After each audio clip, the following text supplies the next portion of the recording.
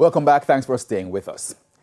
A call for more young people diagnosed with diabetes to take their health seriously and access the free health care that's available to them.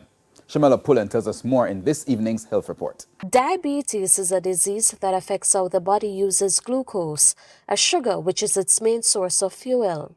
There are two main types of diabetes, type 1 and type 2, but type 1 is becoming prevalent in Jamaica.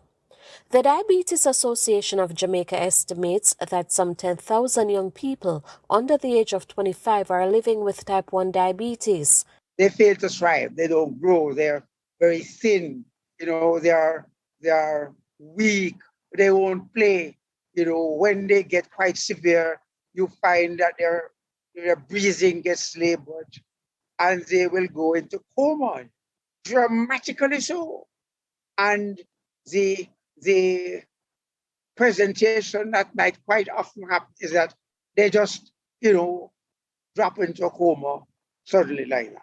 Endocrinologist and former chairman of the association, Professor Errol Morrison, says treatment for this cohort is free. However, only 250 of the 400 persons who have signed up with the association have been accessing it. A donation from the International Diabetes Federation activity called the Life for a Child. And we simply want them to contact us at the Diabetes Association and register with us. And we will arrange to get the drugs and the monitoring devices and the literature that can help to guide them in some of the information they need. We will get it to them.